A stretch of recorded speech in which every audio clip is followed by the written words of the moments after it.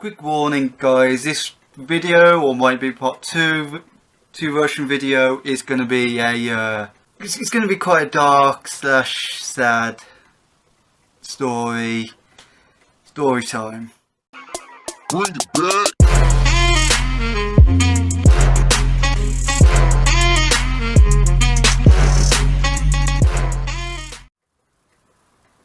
I'm noticing my breathing was getting worse the other day, and the thing is, my dad, he works with St John's. For those who don't know what St John's are, they are like the lower version of the NHS doctors. They do like sports events, so like the Olympics. You see St John's, they are like the work with the ambulance teams. They try and not treat patients, but stabilise them enough for ready for an ambulance team. That's kind of what St John's are.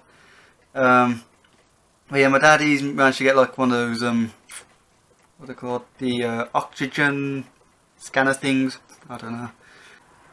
And this is about 9 o'clock in the evening, and it was my good oxygen levels are between 96 to 98. Mine was about 92.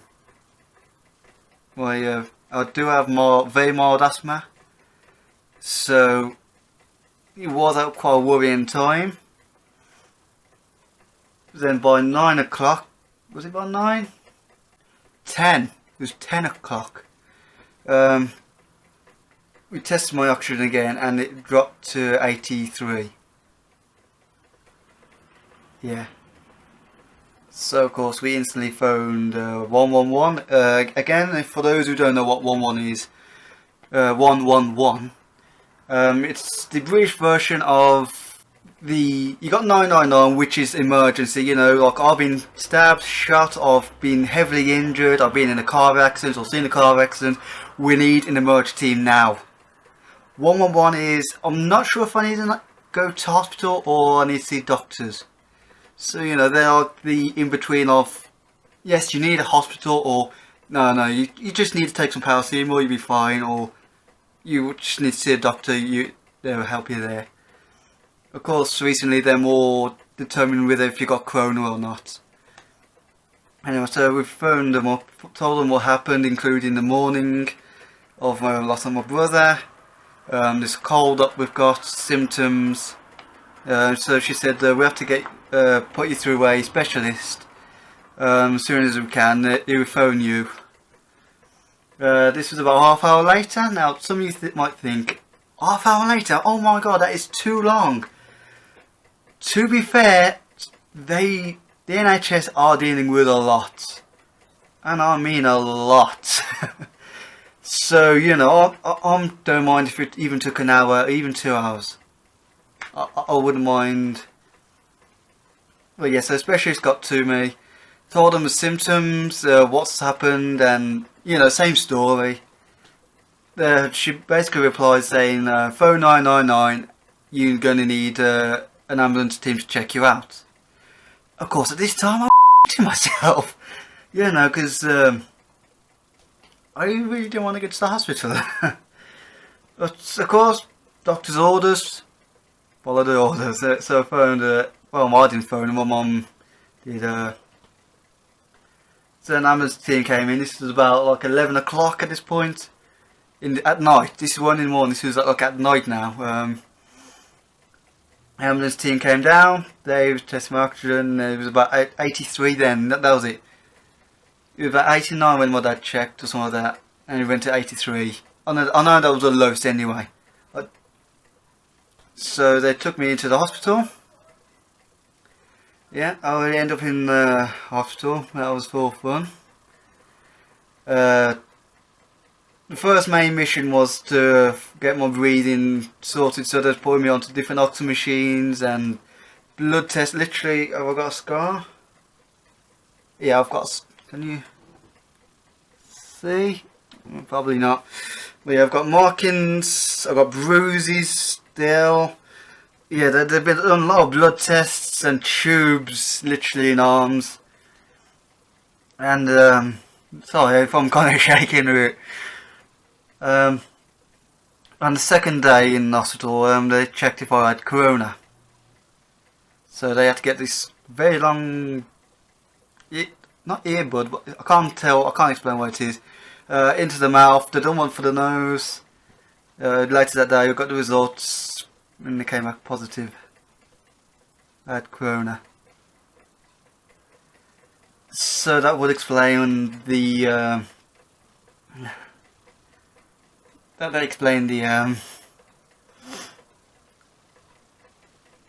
why we was having such a bad cold, why we couldn't seem to shift it. And so my parents, of course, they had the corona, but they had the mild version, thank God. But I'm not gonna lie, I was shitting myself, because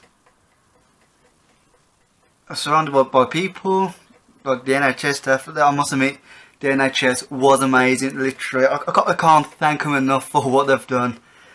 Literally, I've actually raised money for them. I think I've raised about 345 quid for them.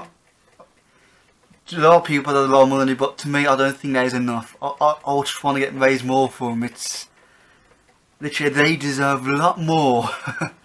But yes, I ended up in hospital with corona, and I was in intensive care for basically 1.5 weeks.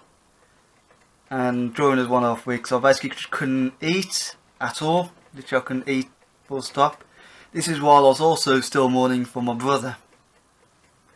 So yeah, you can see a bit of a combination here with corona fighting horrible disease and mourning for brother don't mix. Yeah, and literally, they've put me on a lot of stuff. Literally, I can't really remember much of the first week, if I'm honest. Yeah, it was. I do vaguely remember bits. Okay, they ended up basically trying different things because my breathing wasn't improving. Literally, it was just staying low. Just zero improvements for basically like a week. Well, not a week, but I'll say towards the end of the first week. And things were getting bad, and I ain't gonna lie, not only did I believe that I was gonna die, like I come to terms with it, like if I was gonna die, I'm gonna die. You know, I've lost my brother, I've lost my co-worker, I'm not gonna lie, I've been suffering with a lot of depression beforehand, before this lockdown or whatnot. I've got a lot of anxiety, I've got a lot of, yeah. So I've best come to terms of, if I die, I die. And literally my breathing wasn't improving. I've got coronavirus. The only thing that was in my favour is youth. Like, I'm only 22, and that was the only thing that the doctor's saying there's a good chance that there's a chance of you surviving because of your age. But due to what's happening and that, it's hard to say what's going to happen, and they've tried different methods. One of them I hate. Well, I'm not talking about myself. I mean the methods. They basically put me what they kept calling a hood. I call it a bloody a beekeeper's hat. You know, when you see a beekeeper, they got that little hat thing. It's like that, but it was like yellow, and of course instead of netting, it was plastic, and I absolutely hated it because I could breathe. It helped me with breathing, and that was the only thing that was increasing my oxygen level, which was amazing. But there's one flaw plan in it, and I really do think people should look into it. There's no cooling system, meaning I could be breathing, and then my mask will start steaming up. I won't be able to see, and then I say about 5 minutes later I will get towards passing out point. And the doctors wanted me to wear it for an hour, so I'll be passing out quite a lot really. So I got to the point where I refused to wear it. Like, no, I am not wearing it. No, no, no, no, no. No. So beforehand, what they was doing is they had me on masks, which were still doing the job. Absolutely brilliant, absolutely good.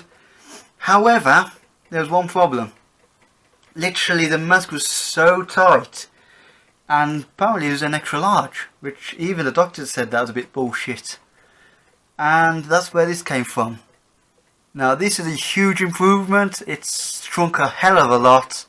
I'm hoping to actually show a quick photo on how it used to look. Yeah, it was absolutely terrible. And like I say, like, it was huge on my nose.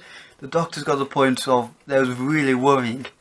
Really worried that, so they refused to allow me on the masks. You know, they didn't want me on the masks. No.